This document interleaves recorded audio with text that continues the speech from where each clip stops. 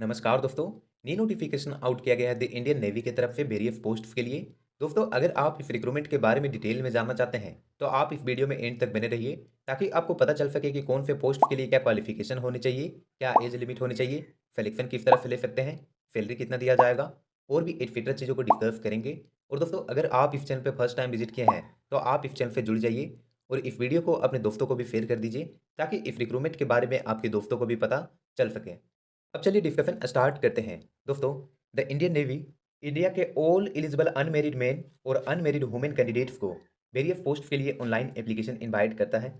Executive branch में general service x हाइड्रोगेटर के लिए टोटल वैकेंसीज 40 है, जिसमें जीएफ एक्स में मैक्सिमम 10 वैकेंसीज वुमेन कैंडिडेट्स के लिए रिजर्व कर लिया गया है, और जीएफ हाइड्रो में 2 वैकेंसीज वुमेन के लिए रिजर्व है। इस पोस्ट के लिए डेट ऑफ बर्थ 2 जुलाई 1999 से लेकर के 1 जनवरी 2005 के बीच में होनी चाहिए। क्वालिफिकेशन किसी भी डिसिप्लिन में बीई या बीटेक होनी चाहिए with minimum 60% marks. Next, air traffic controller के लिए टोटल 8 वैकेंसीज है। डेट ऑफ बर्थ 2 जुलाई 1999 से लेकर के 1 जुलाई 2003 के बीच में होनी चाहिए। नेवल एयर ऑपरेशन ऑफिसर के लिए टोटल वैकेंसीज 18 है। मैक्सिमम 5 वैकेंसीज वुमेन के लिए रिजर्व है। डेट ऑफ बर्थ 2 जुलाई 2000 से लेकर के 1 जुलाई 2005 के बीच में होने चाहिए। पायलट के लिए टोटल वैकेंसीज 20 है। मैक्सिमम 6 वैकेंसीज वुमेन के लिए रिजर्व है। डेट ऑफ बर्थ 2 जुलाई 2000 से लेकर के 1 जुलाई 2005 के बीच में होने चाहिए। ये तीनों पोस्ट के लिए क्वालिफिकेशन बीई या बीटेक होने चाहिए किसी भी डिसिप्लिन में विथ मिनिमम 60% मार्क्स होने चाहिए। और दोस्तों देखिए, 10 और 12th में भी मिनिमम 60% मार्क्स होने चाहिए, और इंग्लिश सब्जेक्ट में 60% मार्क्स होने चाहिए। ओके। लॉजिस्टिक्स के लिए टोटल 20 वैकेंसीज है। मैक्सिमम 6 वैकेंसीज वुमेन के लिए रिजर्व है, और डेट ऑफ बर्थ 2 जुलाई 1999 से लेकर के 1 जनवरी 2005 के बीच में होने चाहिए। क्वालिफिकेशन किसी भी डिसिप्लिन में विथ फर्स्ट क्लास बीई या बीटेक होने चाहिए, या फिर एमबीए फर्स्ट क्लास से होनी चाहिए, या फिर BSc BCom BSc IT with first class along with PG diploma finance में, या फिर लॉजिस्टिक्स में, या सप्लाई चेन में, या मैनेजमेंट, या मटेरियल मैनेजमेंट में होने चाहिए, या फिर एमसीए या एमएससी आईटी में विथ फर्स्ट क्लास होने चाहिए। एजुकेशन ब्रांच में देखिए, एमएससी में 60% मार्क्स कम से कम होने चाहिए। मैथमेटिक्स या operational research with physics BSc में होने चाहिए। एमएससी में 60% मार्क्स कम से कम होने चाहिए। फिजिक्स या applied physics with math BSc में होने चाहिए। 60% मार्क्स एमएससी में, केमिस्ट्री विथ फिजिक्स बीएससी में होने चाहिए। और तीनों एजुकेशन ब्रांच के लिए टोटल 6 वैकेंसीज है।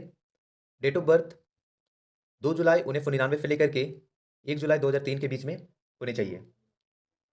बीई या BTech with minimum 60% marks mechanical engineering में होने चाहिए।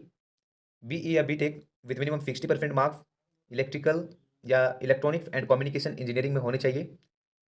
60% मार्क्स एमटेक में होने चाहिए मिनिमम। एमटेक थर्मल या प्रोडक्शन इंजीनियरिंग या मशीन डिज़ाइन में होने चाहिए। एमटेक कम्युनिकेशन सिस्टम इंजीनियरिंग या इलेक्ट्रॉनिक्स और कम्युनिकेशन इंजीनियरिंग या बीएलएसआई या पावर सिस्टम इंजीनियरिंग में होने चाहिए। टोटल पोस्ट 12 है। देखिए, ये दो क्वालिफिकेशन जो है 4 और 5, इसके लिए डेट ऑफ बर्थ 2 जुलाई 1999 से लेकर के 1 जुलाई 2003 के बीच में होने चाहिए। और ये जो एक पोस्ट बचा हुआ है फिक्स का, इसके लिए डेट ऑफ बर्थ 2 जुलाई 1997 से लेकर के 1 जुलाई 2003 के बीच में होने चाहिए। ओके। और 10 और 12th में भी एग्रीगेट परसेंटेज कम से कम 60 होनी चाहिए, और इंग्लिश सब्जेक्ट में 10th और 12th में 60% मार्क्स होने चाहिए। टेक्निकल ब्रांच में देखिए, इंजीनियरिंग ब्रांच जनरल सर्विस में टोटल वैकेंसीज 30 है, जिसमें मैक्सिमम वैकेंसीज वुमेन के लिए 9 रिजर्व है, और डेट ऑफ बर्थ 2 जुलाई 1999 से लेकर के 1 जनवरी 2005 के बीच में होने चाहिए। क्वालिफिकेशन बीई या बीटेक होने चाहिए विथ मिनिमम 60% मार्क्स। मैकेनिकल या mechanical with automation, marine, instrumentation, production, aeronautical, industrial engineering and management, control engineering, aerospace, automobiles, metallurgy, mechatronics, instrumentation and control में होने चाहिए।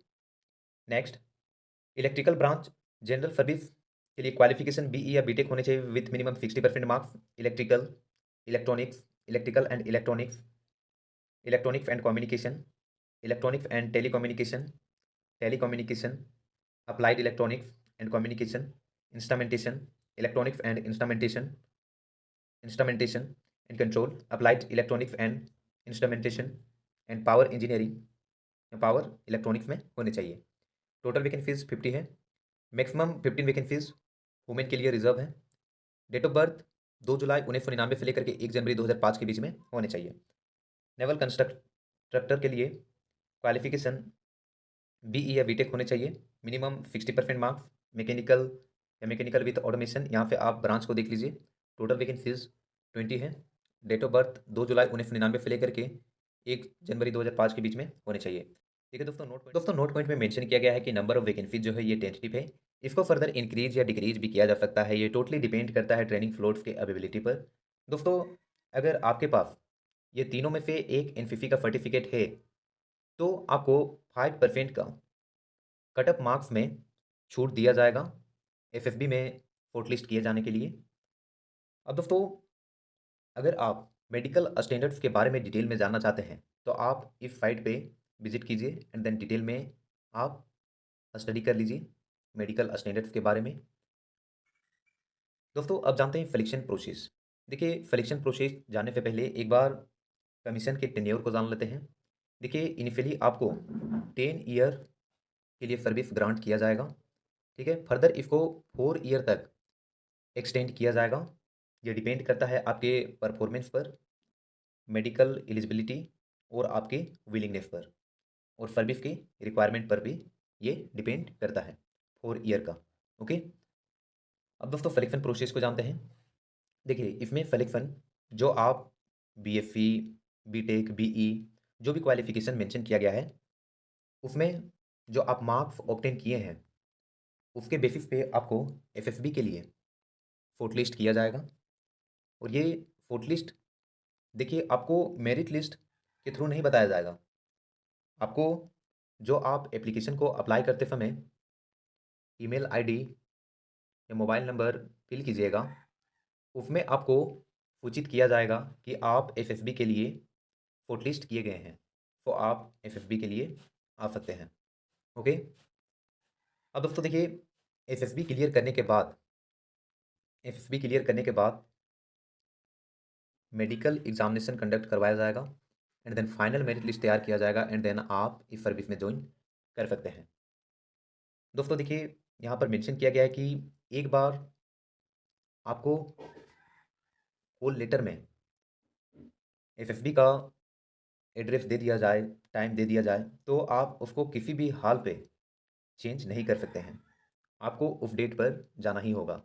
ओके, और देखिए, एफएसबी इंटरव्यू के लिए आपको एसी 3 टायर रेल का एक्सपेंस भी दिया जाएगा, मतलब आपको खर्चा भी दिया जाएगा, प्रोवाइडेड आपको बैंक का पासबुक, एक फ़ोटोकॉपी लेके जाना है और first page of passbook, cheque slip या फिर चेक स्लिप लेके जाना है।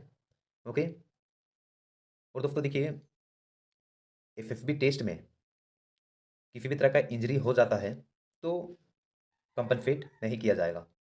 ओके, और भी डिटेल आप जानना चाहते हैं एफएसबी के बारे में तो आप इस साइट पे विजिट करके चेक कर सकते हैं। मेरिट लिस्ट देखिए, जो आप एफएसबी में मार्क्स ऑब्टेन करेंगे उसके बेसिस पे ही तैयार किया जाएगा। ट्रेनिंग देखिए दोस्तों, सब लेफ्टिनेंट के रैंक में इंडक्ट किया जाएगा। Okay, only unmarried candidates are eligible for training. Any candidate who is found to be married or marries while under training will be discharged from service and shall be liable to refund full pay and allowances drawn by him, her and other expenditure incurred on candidates by government.